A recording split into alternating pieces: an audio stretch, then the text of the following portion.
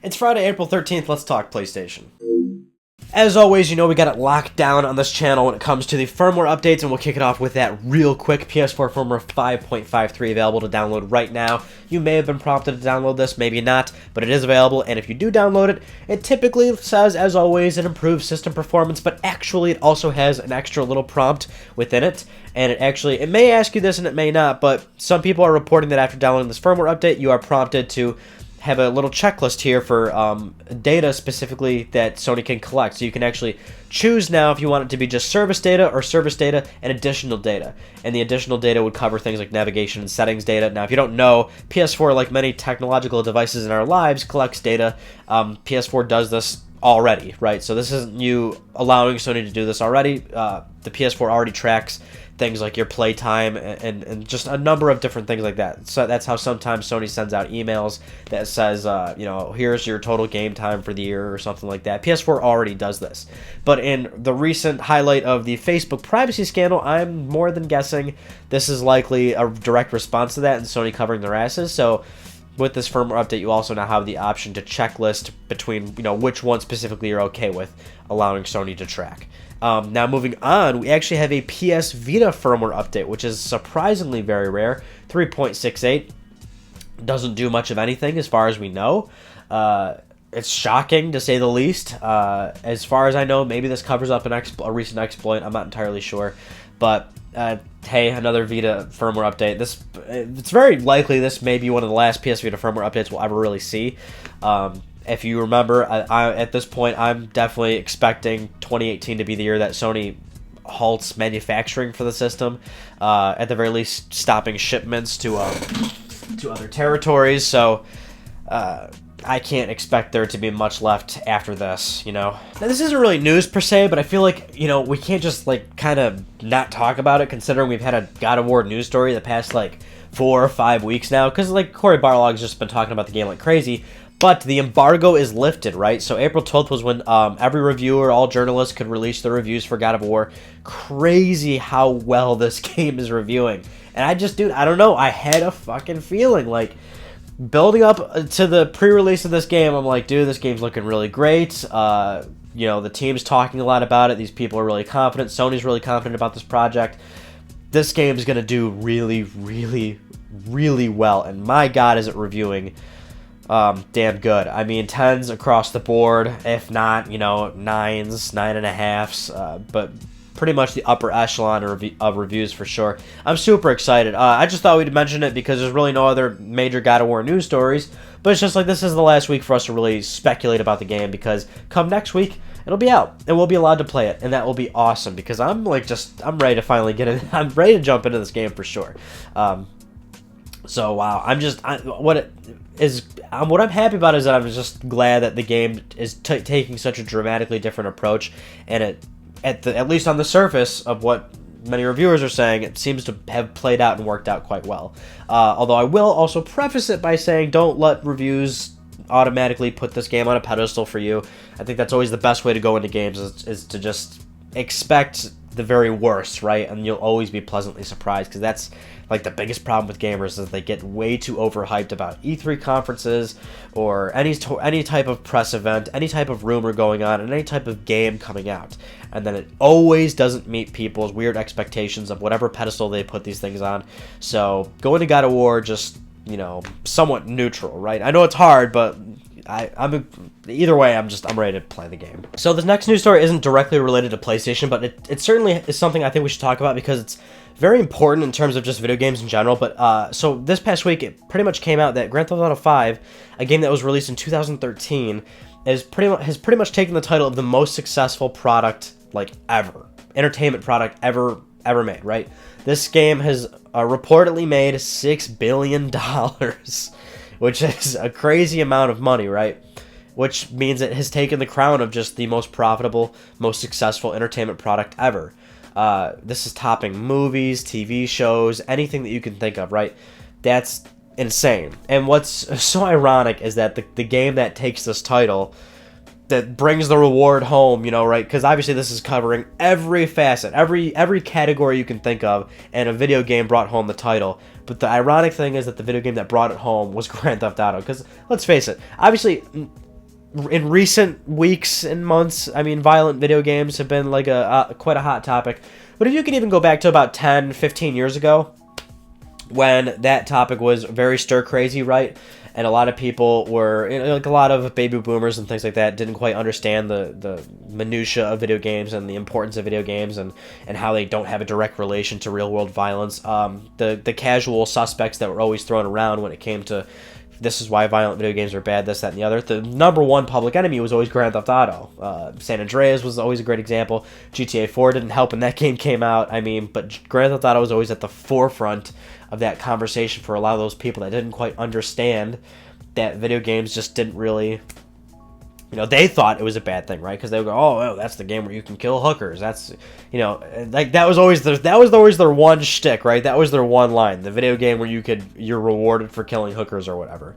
And now here we are in 2018, a game that was released in 2013, mind you, so a 5-year-old video game.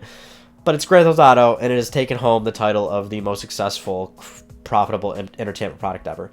Which also lends to the fact of why I know it's a conversation that needs to be had so people can understand that video games aren't a direct relation to real-world violence. But it's why I've always thought, and why many people should think, and why many people do think, that the violent video game discussion is kind of an irrelevant one to have, because it seems quite obvious that there's no direct impact. And when I say that, and I think most people understand, is that, well, look at the current sample size we have.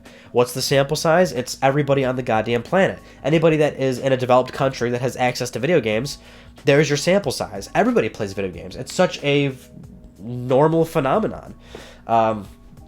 You know what I mean? It's something that everybody, in one way or another, has an interaction with in their life. And many people nowadays, many young people, many older people, and, games are old enough now to where you've got people that are living and dying playing games, right? It's just a part of life. And the fact that a video game has taken home that reward kind of tells you that many people have a significant role with video games in their lives.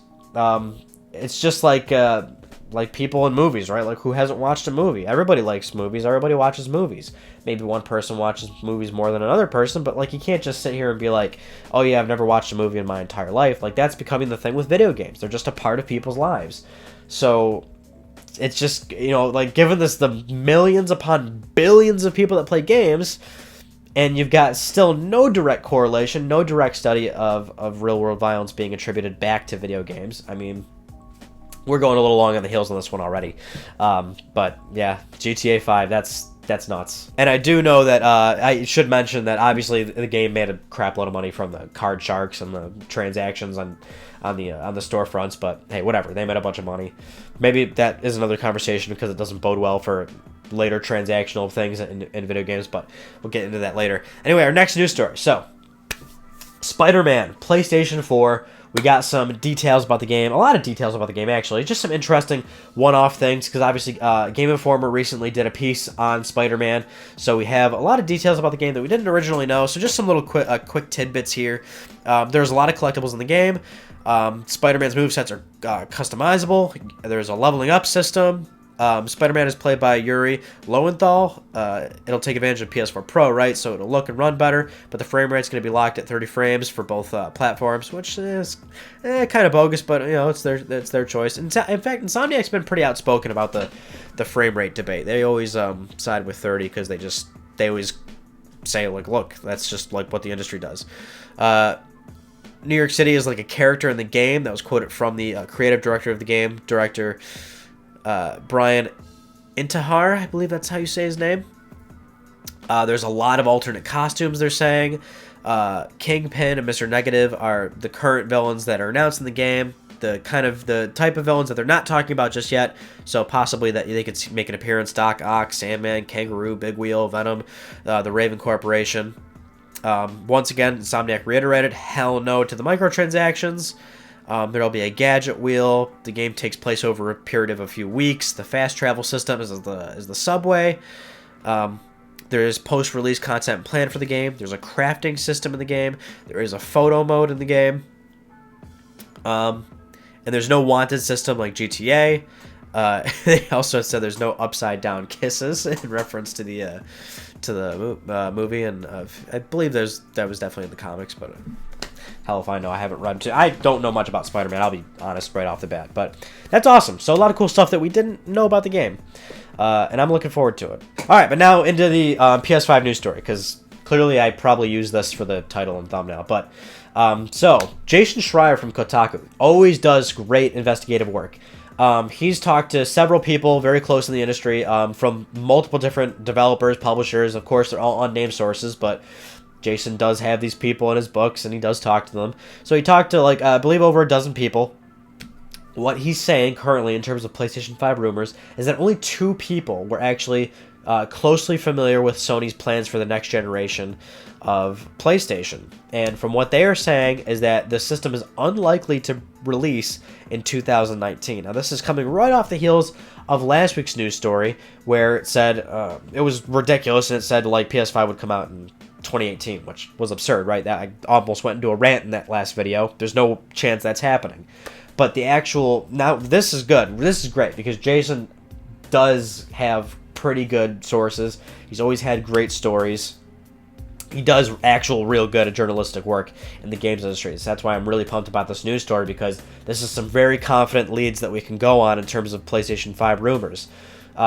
2 people that are very close to the project. We know that this is now an unlikely scenario. So initially, a lot of people were wondering, 2019, 2020, but more than likely within those 2. And I was always gunning for 2020. Initially, I was kind of 2019, but I was gunning for 2020.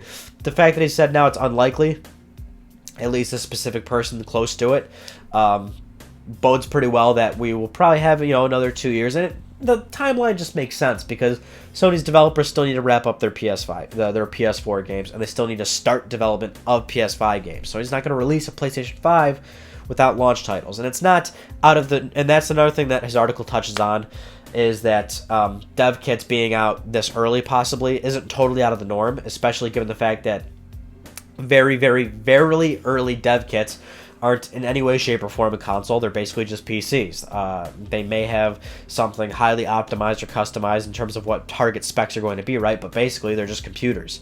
And what's interesting, too, is that when you have a situation where early SDKs for a next generation platform are going out, they are, of course, very, very secretive. And it gets to the point where SDKs that are sent to certain high-profile developers, the SDKs will be locked into a room, and that room will only be accessed by certain individuals within the company. So it's a very regulated thing, but this is definitely some concrete news that we can follow on.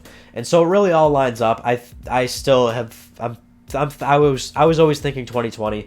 This seems to really push it even further to that spectrum. But the sources close to Jason also said it's a very real possibility based on what the market dictates, based on what Microsoft possibly might do. Sony could certainly act sooner or later, given whatever the market conditions are. But as it stands right now, a 2019 release is unlikely. Those are just some of the news stories that I want to talk about with you guys this week. So, if you didn't see it, Monday's video is about the PlayStation Eye on PS3. If you remember, the PS3 had an iToy camera, but it was officially called PlayStation Eye, and Sony released 3 games on the PlayStation Eye on the PlayStation Network.